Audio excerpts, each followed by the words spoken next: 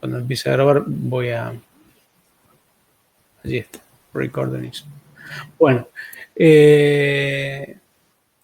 voy a compartir la pantalla y vamos a continuar con la temática que estábamos viendo sobre Linux. Vamos a ver hoy, habíamos hago un raconto rápido de lo que habíamos visto en la primera clase. Habíamos hablado de los sistemas operativos de propósito general y habíamos hablado acerca de que íbamos a analizar el caso particular de Linux. En el caso que nos ocupa, o sea, Linux, habíamos visto algunas características de dónde venía, un poquito de historia, y lo más importante, lo que nos interesa para poder usarlo a nivel de un poco más de usuario de aplicaciones, simplemente por el hecho de que es una plataforma muy usada, como lo dijimos, en el desarrollo para sistemas embebidos. Habíamos hablado de qué eran los usuarios, cómo se agrupaban y qué características tenían. Vamos a ver hoy incluso un recurso en particular, que son los sistemas de archivo, donde la identidad del usuario tiene bastante que ver. Y bueno, habíamos visto el uso, o mejor dicho, algunos comandos, el uso de algunos comandos a través de la línea de comando, que es una de las interfaces de Linux. Como se lo dije en la clase pasada, recordemos que no todo lo que hacemos en línea de comando se puede hacer con una interfaz gráfica, pero una gran parte puede hacerse así, que en realidad si uno dispone o está trabajando con una plataforma que corre Linux, que a su vez soporta interfaz gráfica, hay algunas cosas que se pueden hacer de una forma más amigable, como se dice hoy en día. En realidad, lo que nosotros nos vamos a encontrar que cuando trabajemos con sistemas embebidos y en esa plataforma corre Linux, lo que vamos a tener es normalmente una sesión de terminal, mediante algún mecanismo encriptado, como podría ser SSH, que lo mencionamos en la clase pasada, o un mecanismo de Telnet, que es simplemente recepción de caracteres vía TCP/IP. Y la interfaz que vamos a tener que usar es la interfaz de línea de comandos, esa interfaz alfanumérica, donde nosotros tipeamos un comando con sus argumentos y recibimos el resultado de ese comando de la misma forma. Por eso todo este paso por Linux que vamos a hacer, que es el modo introductorio de la asignatura, lo vamos a desarrollar sobre la línea de comandos, sin dejar de tener presente que muchas de las cosas que uno ve allí o las puede hacer mediante una aplicación tradicional de interfaz gráfica o las puede hacer muchas veces contra una interfaz web, que eso sí podemos encontrar en algunos sistemas embebidos, donde existe la suficiente capacidad de memoria y alguna capacidad de procesamiento restante, se puede montar un servidor web y hacer que determinadas tareas se ejecuten con una interfaz que para el usuario es un navegador y una página web, ¿no? Eso lo vamos a encontrar frecuentemente. Bien, habíamos dicho que Linux tenía una ascendencia que era Unix, que es un sistema operativo de la década del 70, que evolucionó hasta nuestros días. De hecho, hay hoy notoriamente dos versiones de Linux que podemos encontrar en los data centers, que son Solaris y IX, uno de la compañía Oracle y otro de la compañía IBM. En todos los casos, Linux comparte filosofía, digamos, con esos sistemas operativos, con la raíz cultural de Unix. Y la filosofía de Unix está fuertemente asociada a la representación de todo lo que yo encuentro en una plataforma de procesamiento mediante un archivo. Entendido como una estructura lógica que está guardada en un soporte no volátil. que permite que nosotros manipulemos su contenido, en algunos casos que escribamos sobre ese contenido, en otros casos que solo leamos ese contenido. Bueno, un poco lo que vamos a ver hoy es cómo maneja los sistemas de archivos Linux y, bueno, Unix en general, ¿no? Allí el subtítulo dice organización, uso y protección, porque hay un punto que de alguna manera no menciona explícitamente la clase pasada, pero quiero que tengamos presente. Unix fue evolucionando, no digo que fue así desde el comienzo, pero en su larga vida ha ido evolucionando hacia un sistema operativo esencialmente seguro. No quiere decir invulnerable ni mucho menos, no existen los sistemas informáticos invulnerables, pero sí sistemas, Unix en particular, es un sistema operativo que fue construido y desarrollado y fue evolucionando para correr en los centros de datos, en los servidores importantes, y como tal, el aspecto de la seguridad nunca fue dejado al margen. A diferencia de otros casos, donde, como podríamos decir hoy, no sé, el caso de Windows o el caso de Android, que vienen desde dispositivos más modestos, digamos, y han ido creciendo hacia dispositivos de mayor potencia de cómputos. Bueno, ahí hay quizá, no quizás, sino realmente una exposición al riesgo en seguridad informática mucho mayor de la que podemos encontrar en los sistemas que derivan de Unix. Entonces, los sistemas de archivos no solamente tienen como propósito permitirnos ordenar la información que tenemos y preservarla y poder utilizarla cuando así se requiere, sino protegerla, es decir, no solamente hacer que lo que yo grabé en un Excel hoy lo pueda ver mañana, sino que solo quien está autorizado para acceder a determinada información puede hacerlo y quienes no están autorizados no lo hagan, o que cada quien accede a determinada información lo haga al nivel de sus necesidades de uso y no más.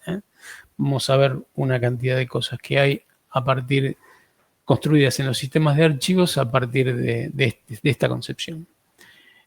Bueno, claramente los sistemas operativos, casi todos les dirían, o bueno, no se me ocurren muchos casos de sistemas operativos que no lo hagan. Linux, como la mayoría de los sistemas operativos, usa almacenamiento no volátil, almacenamiento permanente, para mantener la información importante y la información que permite que el sistema arranque, que reconozca su configuración y permita que sus usuarios obtengan la utilidad que buscan en él. Descansa para ello, digamos, en el almacenamiento no volátil de lo que la tecnología da hoy, es decir, la memoria de estado sólido no volátil, lo que lo conocemos como flash, que técnicamente es una ROM programable, borrable eléctricamente, o memoria flash, los discos, entre comillas, SSD, no sé, SSD significa Solid State Drive, que en realidad es un dispositivo de almacenamiento permanente formado por semiconductores, digamos, ¿no? Tecnologías más modernas, digamos, dentro de lo que de la concepción de estado sólido, que son las memorias no volátiles, esto NVMe, quiere decir Non-Volatile Memory. Hoy podemos encontrar una gran cantidad de dispositivos que están construidos con memorias de este tipo. Semiconductores que, en definitiva, sin alimentación, conservan la información que yo grabé allí, como puede ser un disco SSD, un pendrive o cualquier dispositivo NVMe. Bueno, los tradicionales discos magnéticos rotativos siguen existiendo, se siguen usando. Si bien no creo que tengan un futuro muy promisorio. La ventaja de los discos magnéticos rotativos ha sido el costo por megabyte, podríamos decir, de información. Hoy hay discos rotativos de realmente tamaños muy importantes a precios, digamos, comparativamente bajos. En realidad, eso va a durar tanto como tarde la tecnología de estado sólido en ofrecer mejores costos. Hoy el único inconveniente de la tecnología de estado sólido es que es un poco más costosa que la de los discos magnéticos rotativos, pero claramente no, las ventajas que tiene la memoria de estado sólido frente a los discos magnéticos es muy grande. Primero y principal, la velocidad de acceso. O sea, realmente tengo órdenes de magnitud de mejora en los tiempos de acceso frente a los discos magnéticos. Segundo, no depende de la ubicación del dato el tiempo que tardo en accederlo, a diferencia de los discos magnéticos rotativos, donde sí depende si fue almacenado en la periferia del disco, más cerca del centro, donde está la cabeza magnética en el momento en que yo quiero leer un dato, etcétera, etcétera. A pesar de ello, los discos magnéticos siguen usándose, por lo menos hoy, y creo que por un par de años más vamos a tener presencia de esos discos. Obviamente hay una cuestión también energética a favor de la memoria de estado sólido. El consumo de un disco de estado sólido es muy inferior al de un disco magnético, que tiene motores, digamos, y que tiene que hacer girar permanentemente los platos que conforman el disco para lograr activar su mecanismo de escritura y lectura. Bien, como soporte no volátil podemos contar claramente los discos ópticos, cada vez menos utilizados, digamos, Blu-ray, DVD, CD-ROM. La verdad, yo tiré todos los que tenía. No sé qué habrán hecho ustedes, pero me parece que los discos ópticos van a quedar como un recuerdo del pasado, están quedando ya como un recuerdo del pasado. De todas maneras, claramente Linux los puede manejar en cualquiera de los de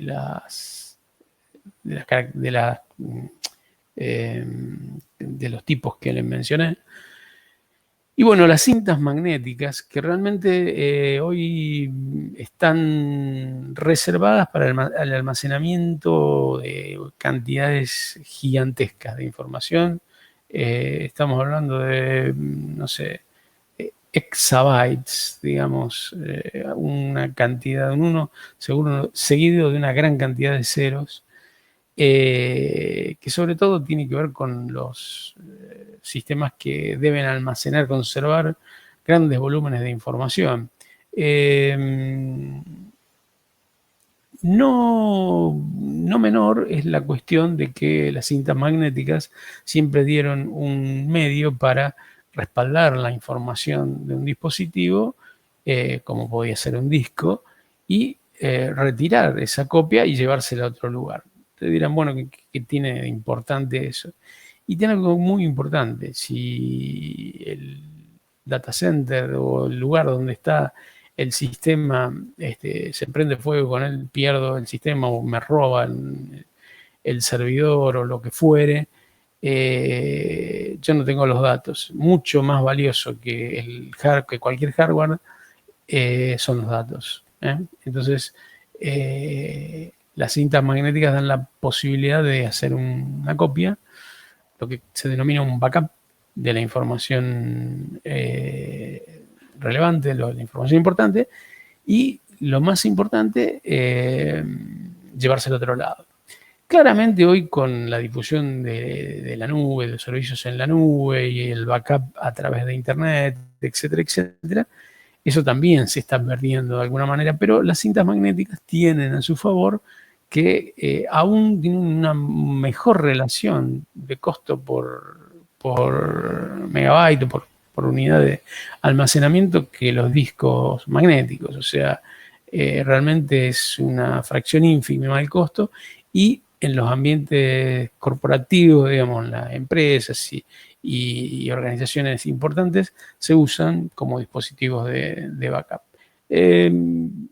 Hay casos incluso de compañías que hacen, que se dedican a reproducción de medios, o sea, no sé, canales de cable, etcétera, etcétera, que tienen basado toda su programación en cintas y en dispositivos robotizados que eligen la cinta que corresponde, la ponen en el lector y, bueno, reproducen el programa que estamos viendo. Aunque parezca algo del pasado, todavía se sigue usando y se va a seguir usando por un tiempo, porque también los servicios de backup sobre Internet dependen de que yo tenga un enlace que funcione, ¿no? Como siempre nosotros decimos, todo lo que hoy en la nube, o sea, en lo que serían los servicios en Internet, encontramos todo.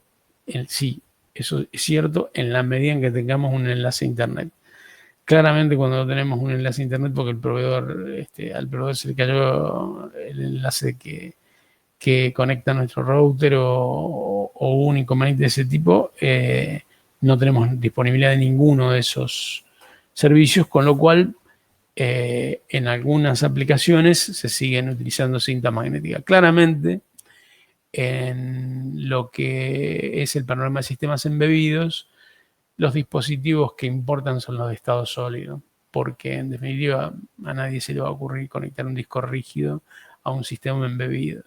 A pesar que en algún momento se hizo, pero bueno, hoy, digamos, hasta en los kits de desarrollo más sencillos encontramos soporte para una tarjeta SD, por ejemplo, que es un dispositivo que tiene una capacidad de almacenamiento a lo mejor limitada, pero que es extremadamente barato y que muchas veces nos soluciona el problema que tenemos. Sobre todos estos dispositivos construye los sistemas de archivos Linux.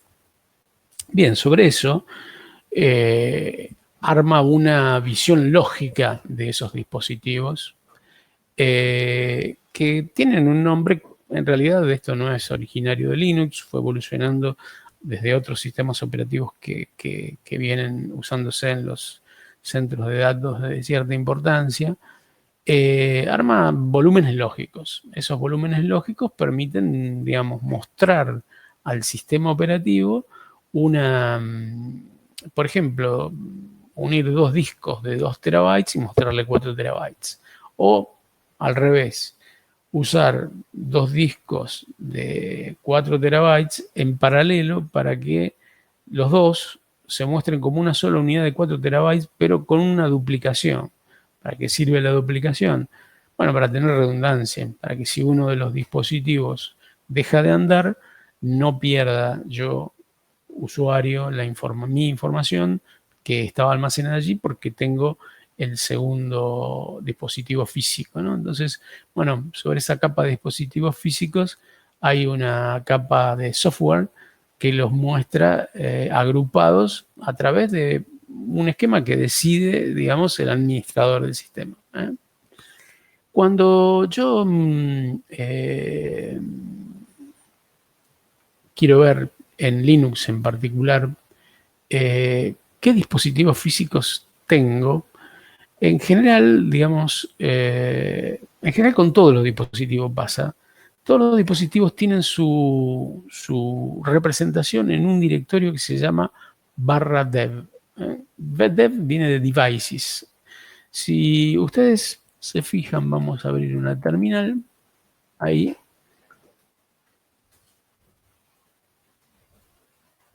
Voy a ver un poquito de lo. Le voy a poner paginación para poder verla.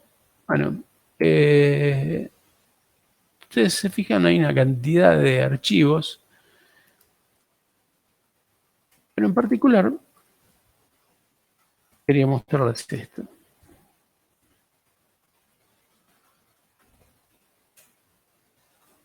Fíjense, hay un subdirectorio de ese barra dev que se llama block.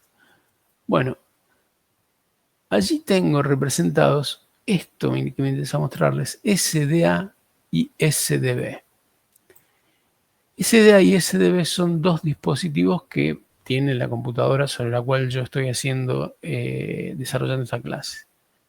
Esto es un disco, el disco A, el primer disco direccionable físico, y este es el segundo disco direccionable. Nosotros después vamos a ver que aparecen SDA1, SDA2, 3, 4, 5, 6, 7, 8. Esas son particiones del disco A que me permiten sobre un mismo disco armar distintos sistemas de archivos. Bien, en definitiva, en el directorio barra dev voy a tener una representación de esos sistemas de archivos. Acá venía el dibujito. O sea que esto sería algo más o menos así. Está claramente este grafiquito no lo hice yo, pero estaba muy lindo. Lo que tenemos aquí a la izquierda son los volúmenes físicos. En este caso pusieron fotitos de discos magnéticos, digamos, pero podría haber sido cualquiera de los dispositivos que yo les decía. Los discos se agrupan en volúmenes, en grupos que forman volúmenes. Por ejemplo, este disco 1 forma el grupo de volúmenes root. Y estos tres discos, el 2, el 3 y el 4, forman el grupo de volúmenes data. Sobre esto celeste que tengo acá, voy a montar lo que se llaman volúmenes lógicos. Volúmenes lógicos son otra capa de abstracción que agrega Linux, que permite ya sí ir al esquema que yo voy a ver en mi computadora, en la interfaz, sea en la línea de comandos o sea en la interfaz gráfica. Por ejemplo, aquí voy a ver, cada uno de estos volúmenes lógicos tiene un nombre. Este volumen lógico se llama System, está montado en la raíz. Después vamos a ver qué significa esa barrita. Esa barrita indica la raíz de los sistemas de archivo. Hay un volumen lógico que se llama Home, que está montado en barra Home, y un volumen lógico que se llama Swap. Esto tiene una función particular, sirve para que el sistema pueda manejar lo que se llama la memoria virtual. La memoria virtual es una característica que le permite mostrar a las aplicaciones más memoria de la que tiene realmente. Por ejemplo, yo estoy en una computadora que tiene 8 GB de RAM. Y sin embargo, si yo uso comandos para ver la cantidad de memoria disponible, van a decir 16, porque almacena en este volumen lógico memoria que se combina con la memoria física. Bien, eso es un tema que veremos más adelante. Para la parte de datos, tengo 3 volúmenes lógicos que están montados en distintos lugares. Montado es una expresión que viene del mundo Unix y que Linux la toma claramente. Yo, para poder usar un volumen lógico, que tengo que tenerlo montado en un punto. Montado significa enganchado a una parte de lo que ahora vamos a ver, que es un árbol de directorios y de carpetas, digamos. El término carpeta directorio es intercambiable. Y a través del cual yo puedo moverme y almacenar mis datos y recuperarlos. Entonces acá tengo un ejemplo con 7 volúmenes lógicos montados en distintos puntos. Este está montado en barra, este en barra home, este es de uso del sistema, y estos 4 están montados en barra data 1, barra data 2, barra data 3 y barra data 4. Lo que puede haber en la primera columna, volúmenes físicos, puede ser cualquier combinación de dispositivos que sea físicamente conectables al sistema sobre el cual corre el sistema operativo. Quizás en un sistema embebido nosotros vamos a tener un solo dispositivo de este tipo, que sería la tarjeta SD, por ejemplo. En realidad siempre tenemos al menos 2. La flash del microcontrolador, si es que tiene, normalmente todos los microcontroladores la tienen, y la tarjeta SD y alguna expansión que se pueda poner. Sobre eso, bueno, claramente puedo usar volúmenes lógicos y sobre eso, grupos de volúmenes y sobre eso volúmenes lógicos. Estas son capas de abstracción, o sea, en definitiva, las aplicaciones, el usuario va a estar por acá, por la derecha, y va a ver esto, y de alguna manera todo lo que está hacia la izquierda se le va a ocultar, ¿no? Es decir, acá pueden aparecer esas combinaciones que yo les decía de juntar dos discos. Quizás estos 3 discos no estén sumados, no es que, qué sé yo, de 1 tera, los 3 son de 1 tera, entonces yo tengo 3 teras en el database, sino que en realidad están con un esquema de paridad, digamos, de agrupación y con paridad, que es un esquema que permite, si uno de los discos se rompe, lograr reconstruir la información con lo que hay en el resto. Entonces hay seguramente menos del espacio total aprovechable, pero la posibilidad de, ante la falla de alguno de estos dispositivos, preservar la información, ¿no? Dependiendo del esquema que yo use para armar el volumen, el grupo de volúmenes, va a ser la redundancia que voy a disponer. Cuanto más dispositivos físicos tenga, más redundancia puedo obtener. Aquí aparece algo que nosotros no vamos a ver en sistemas embebidos, pero sí se puede ver en lo que es tecnología de la información, digamos, en los servidores, en los equipos de cierto porte, que son las disposiciones RAID, ¿no? RAID es una técnica que permite agrupar varios discos o porciones de esos discos y considerarla como un solo volumen con un esquema que permite, como les decía, tolera fallas parciales. Bien, vamos a hablar un poco de la organización de los sistemas de archivos. Como les decía, son estructuras lógicas cuyo propósito es mantener la información resguardada, es decir, consistente y protegida. La información se agrupa en archivos. Un archivo es una colección de bytes. Esos archivos residen en directorios. También podemos usar el término carpetas, ahora más frecuente. El directorio viene de Unix.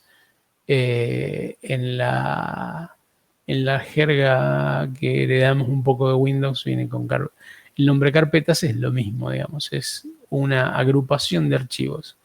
Y estas carpetas o directorios residen en sistemas de archivo, que son llamados, digamos, vienen sistemas de archivo, van a encontrar frecuentemente la palabra file systems, y vamos a pronunciarla frecuentemente.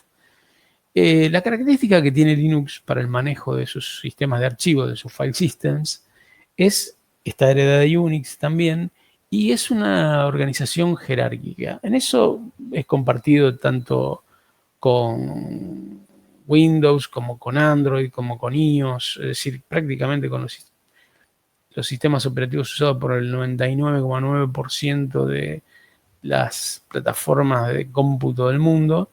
Es un sistema jerárquico que tiene una forma de árbol, ¿no? Hay un directorio raíz que en Linux se conoce como File System Root y se representa con la barrita esta que está acá. Y a partir de allí, de ese File System Root, uno puede en Linux agregar en una rama particular de ese árbol otro file system. En definitiva, en cualquier plataforma de cómputo, sea un sistema embebido, sea una workstation, una PC, una notebook, o sea un servidor extremadamente potente, todo sistema de archivo va a tener una estructura, un árbol único. Y en ese árbol yo voy a encontrar todas las carpetas o directorios donde se resguarda la información. Hasta incluso directorios que no están en mi computadora. Después les voy a mostrar algo de eso. Si uno mira una representación gráfica de eso, ese árbol tiene este formato, ¿eh? La carpeta raíz o barra. En una máquina que tiene Linux es muy, bueno, no una máquina, qué sé yo, una Raspberry Pi, cualquier cosa a la cual yo le haya instalado una distribución de Linux, va a ver de que el file system barra tiene carpetas que siempre están presentes: bin, boot, dev, etc, home, root, room, sbin, tmp, user, bar. Bueno, cada una de esas carpetas puede que tenga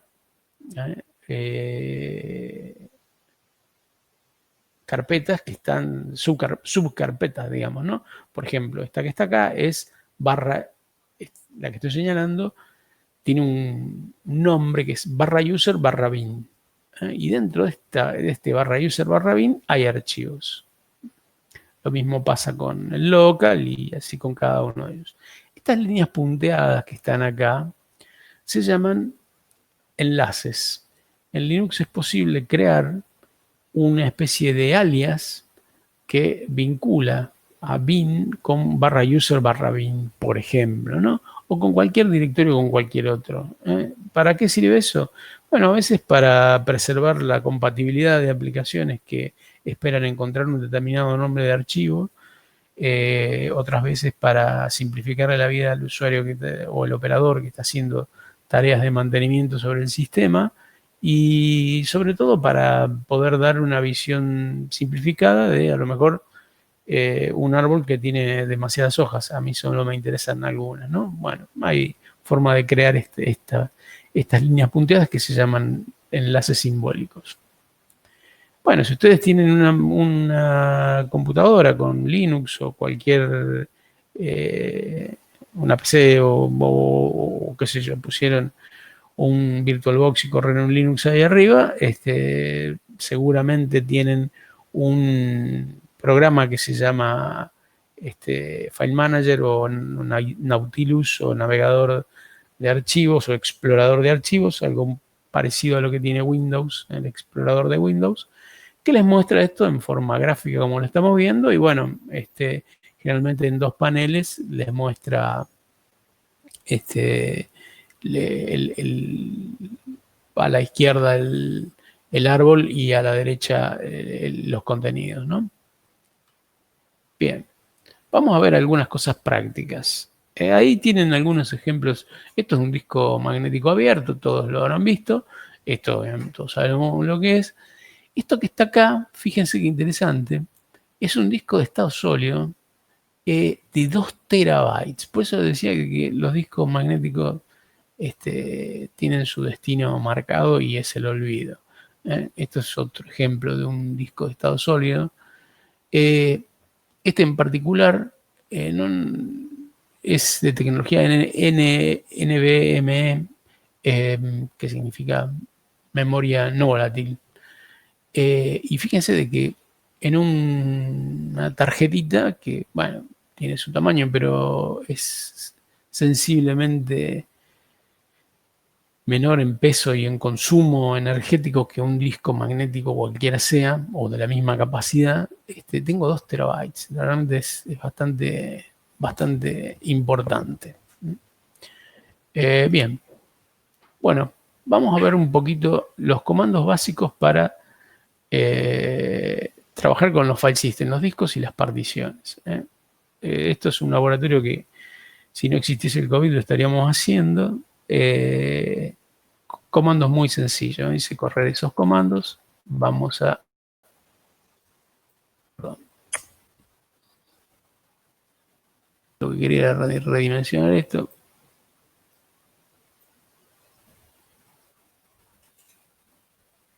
Vamos a venir acá. Ahí. Bueno, entonces, ¿qué me pedía? Primer comando. PWD. Bueno, PWD significa Print Working Directory. Me dice en qué lugar de ese árbol estoy parado. Estoy parado en un lugar que se llama /home /José Luis. Mi usuario se llama José Luis, aquí lo dice, a la izquierda. Recordemos, el signo pesos era el prompt, o sea, la indicación del sistema operativo que está a la espera de un comando.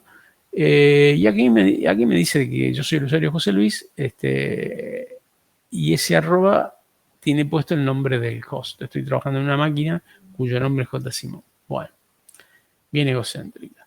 Entonces, PWD me dice dónde estoy trabajando, en qué directorio estoy trabajando. Yo tiro un comando ls, que es un comando de listado de directorio, list. Puedo ver los archivos que tengo en ese directorio. cd es un comando que cambia el directorio de trabajo y me lleva a otro directorio. Ahí le estoy diciendo que vaya al /user. Fíjense, voy a hacer rápido un listado. Fíjense las cosas que tiene el /user. Y hay un tercer comando que es el tree. El tree me muestra en la terminal, gráficamente o pretendidamente gráficamente, como ustedes pueden ver, el árbol a partir del cual estoy parado, del punto donde estoy parado. Lo voy a cortar. Claramente no, con eso no puede ver nada, entonces uso los servicios del paginador. Y acá una aclaración. More es un programa que toma lo que recibe en su entrada y lo muestra por páginas.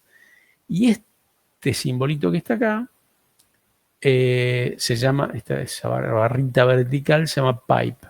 Un pipe viene de cañería, del inglés, en inglés pipe, una cañería, y en realidad sería una cañería, una conexión, digamos, entre la salida de tree y la entrada de more. Entonces, lo que hace es mostrarme por páginas. Yo estoy en el bin, perdón, en el user. Tengo el bin. El bin tiene todo esto colgado.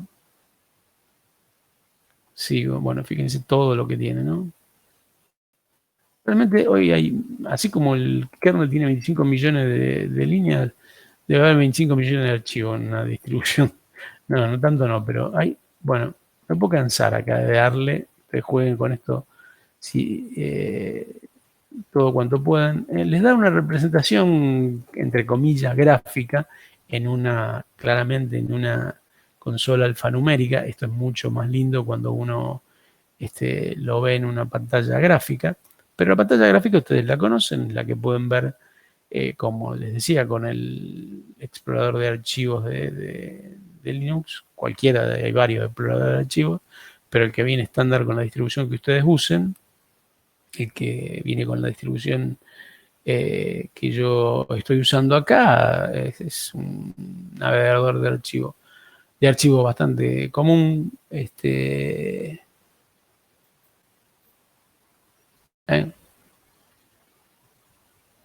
Ahí lo están viendo.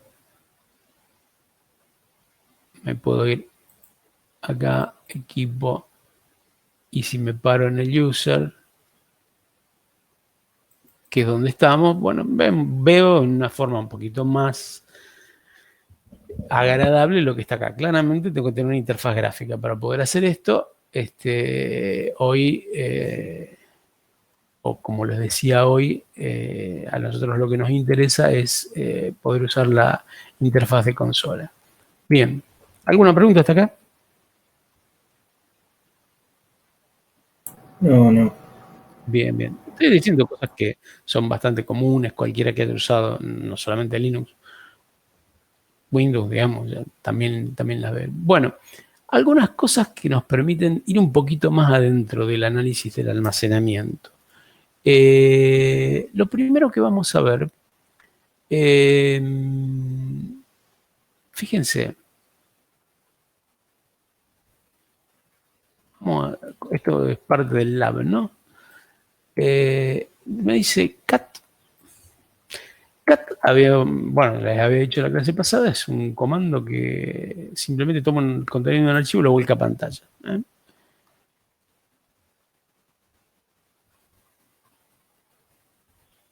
Vamos a ver esto. Bueno, este archivo, File Systems, les dice qué tipo de organización de sistema de archivos soporta este Linux que estoy corriendo yo en particular. ¿Eh? Recuerden, saber qué estoy usando. Estoy usando la distribución de Linux con el kernel 5.8, te lo vimos en la clase pasada, y esto estoy corriendo un sistema operativo que se llama Fedora y que es la versión 32. Bueno, eso es para identificar lo que estoy corriendo. Si tuviese un Ubuntu, diría Ubuntu, y si tuviese el Raspbian, diría Raspbian. Bueno, entonces, volvamos al comando File Systems. Este es un archivo de texto, digamos, que dice todos los tipos de file system que soporta en particular este Linux. Fíjense cuántos hay. Una característica muy interesante, que esto sí viene de Unix, que eso fue una cosa que dejaron por escrito estos señores de las fotos en blanco y negro que les mostré la clase pasada. Dijeron que en la época en que ellos crearon Unix, los sistemas operativos tenían programas específicos que hacían toda una tarea completa. Y ellos pensaban de que era mucho mejor hacer un conjunto de programas que hiciese tareas más simples, pero que se pudiese concatenar uno con el otro, ¿no? Como por ejemplo, yo podría hacer una forma del comando cat que tenga paginación. Bueno, en lugar de eso, lo que ellos hicieron fue un mecanismo para poder enganchar, digamos, conectar en una cañería el cat y el more. Entonces, yo si quiero hacer esto paginado, uso more. Y ahí acá abajo me está diciendo que con la tecla espacio puedo ver el resto de la próxima página, digamos, ¿no? También puedo ir para atrás, etcétera. Bien, entonces esta versión del sistema operativo que yo identifiqué como un Linux cuyo kernel es 5.8 y cuya distribución es Fedora versión 32, soporta todo esto file system. Cuando ustedes estén corriendo cualquier Linux, siempre hacer un cat de este archivo, les permite ver qué file system soporta. Eso es muy importante porque la organización interna del sistema de archivos depende del tipo. Por ejemplo, si ustedes tienen instalado en su computadora Windows 10,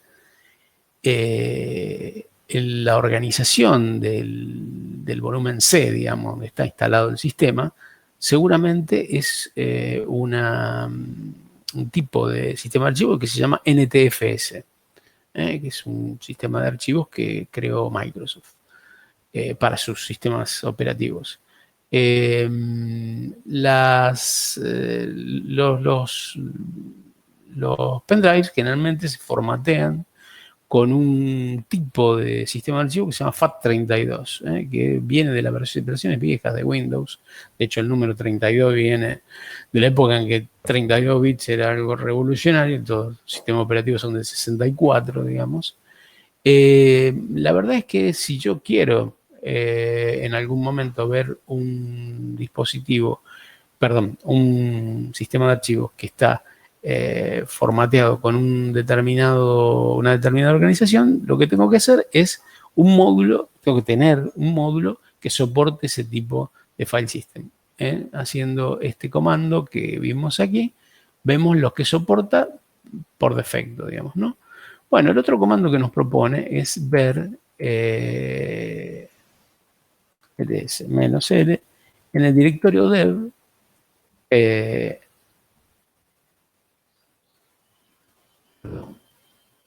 de asterisco. Fíjense, bueno, esto se lo había adelantado de alguna manera.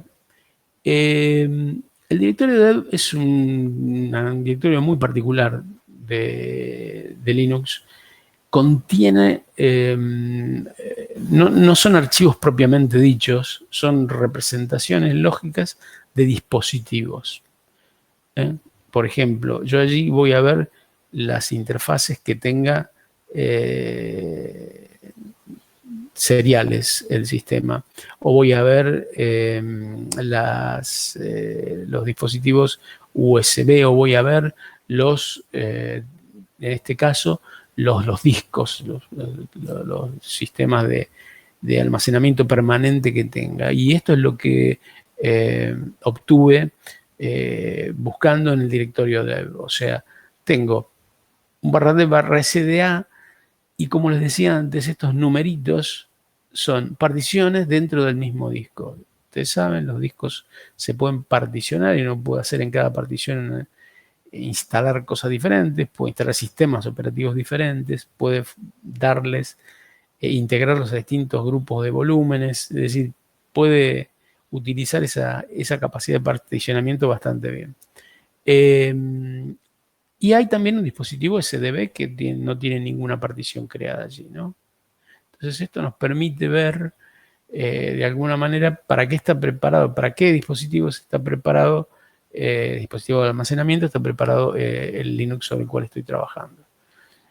Si sigo con lo que habíamos hecho antes, el listar el /dev/block, que en definitiva solamente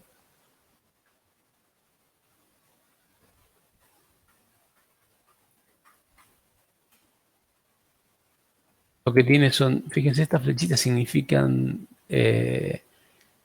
enlaces simbólicos. Acá hay un archivo, digamos, que se llama 11.2.0, que apunta al SR0.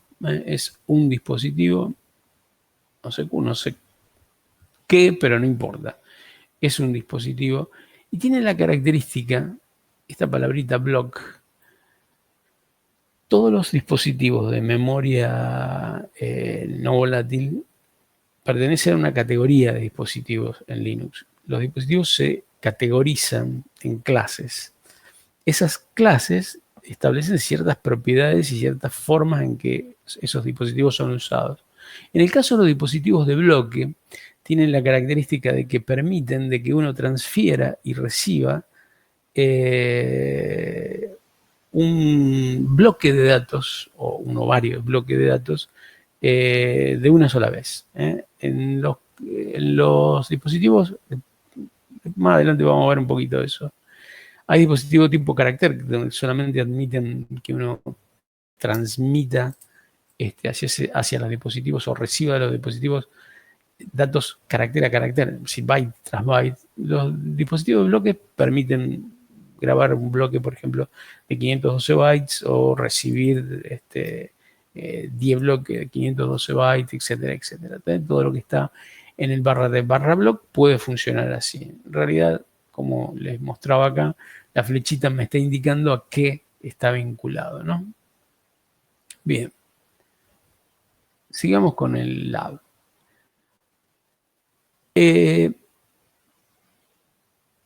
Dijimos que un disco físico se puede particionar para después crear sobre él volúmenes lógicos. ¿Y con qué se particiona? Con un comando que se llama, como dice ahí, fdisk, y del cual la opción "-l" me dice cómo es el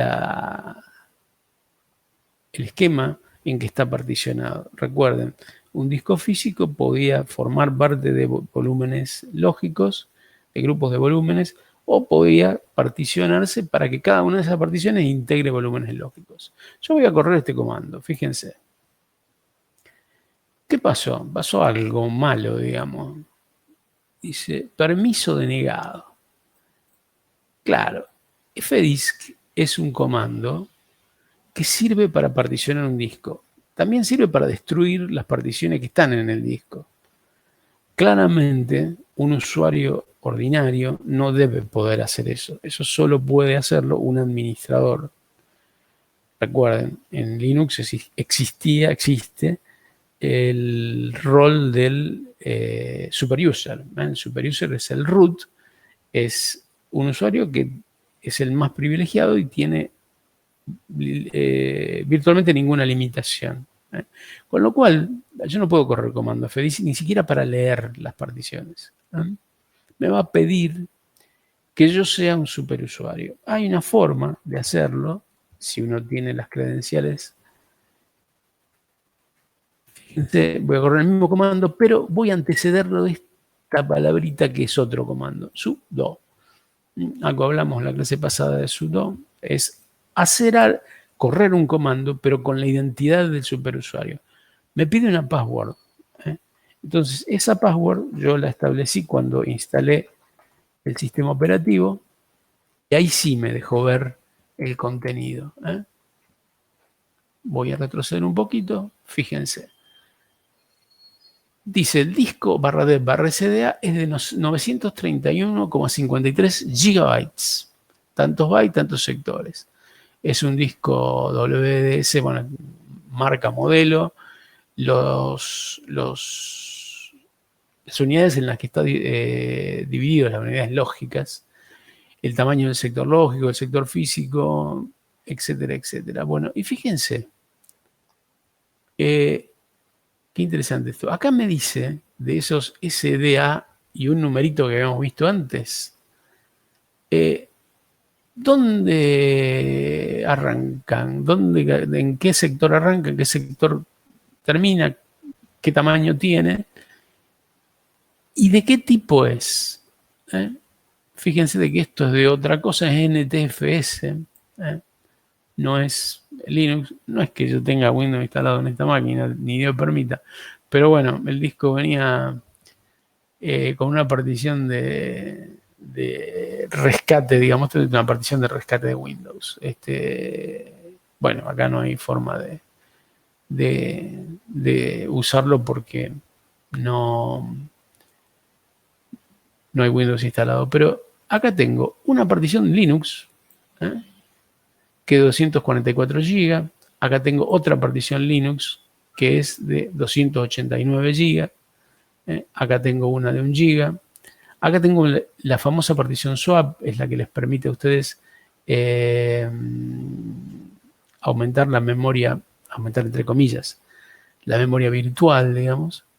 Y después hay una partición de 393,4 GB que tiene el formato de Linux Logical Volume Manager. Entonces, este comando fdisk me permite ver cómo está particionado el disco. Profe. Sí. Quería preguntarle, la partición SDA3, ¿qué sería en ese caso? Dice Windows 95 Extended, LBA. Esto es un formato de partición que es compatible con una especificación de Microsoft que era anterior al NTFS, digamos.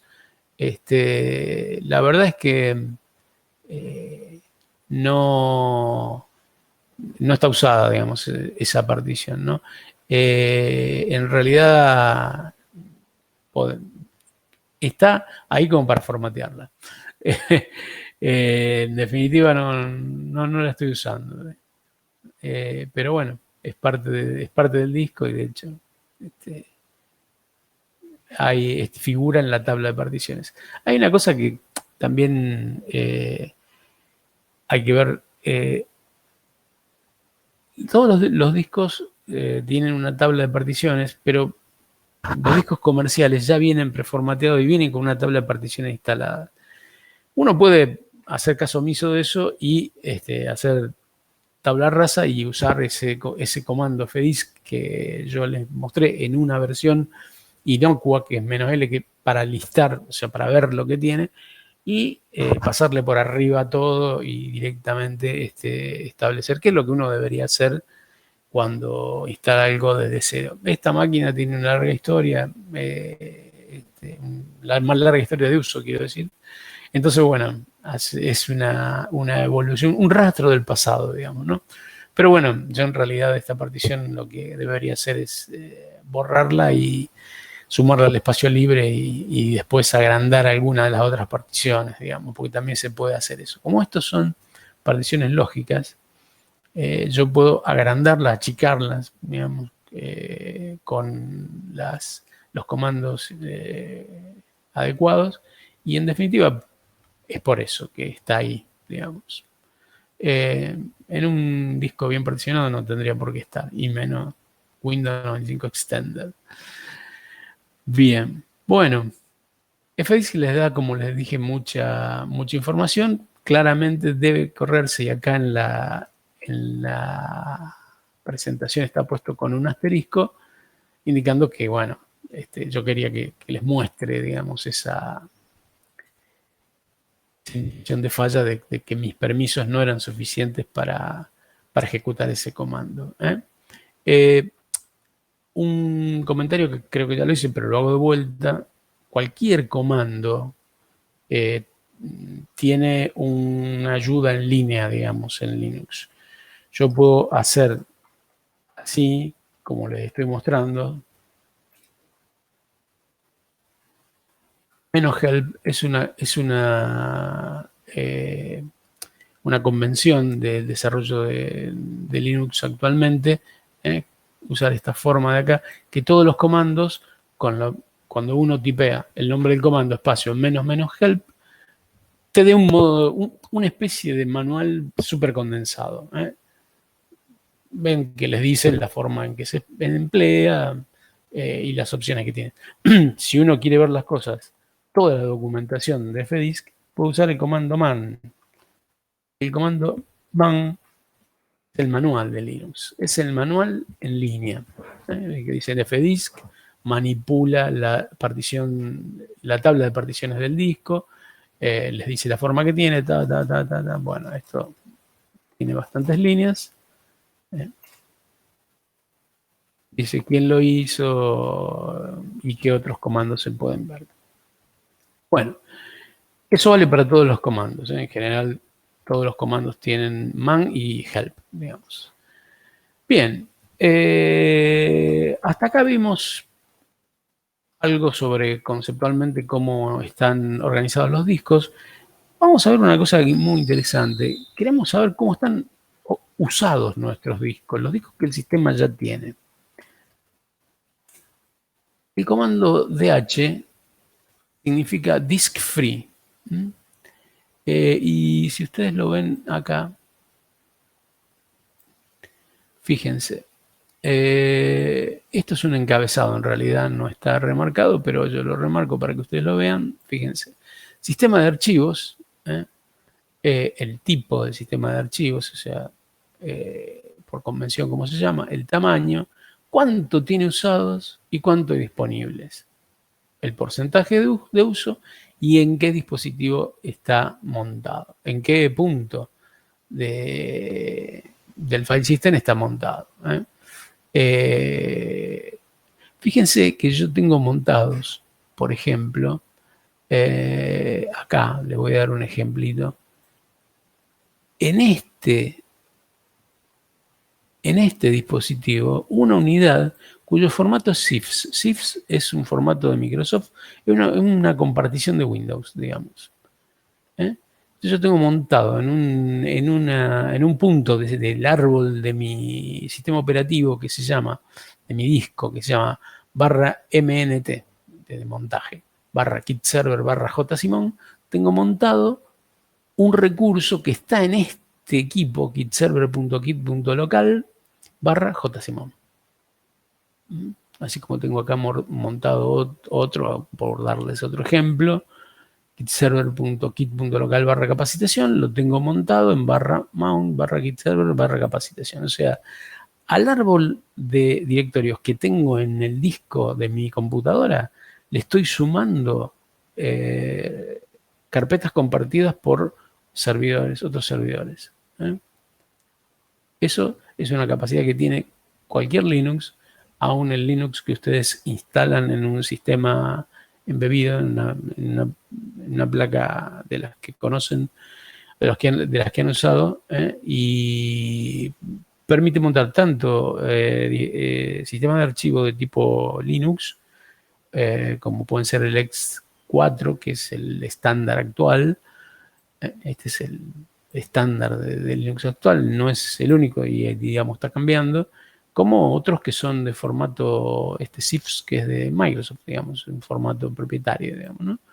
Bueno, lo interesante del tamaño de DF, un poco como yo le había mostrado acá, le dice, por ejemplo, del /home, digamos, tiene 310 GB y como tamaño máximo tiene 8,3 GB usados. Entonces hay un 3% de uso.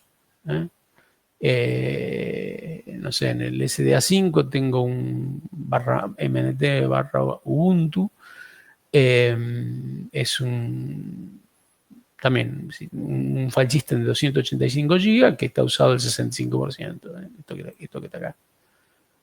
Bien, DF, en definitiva, les permite conocer el grado de utilización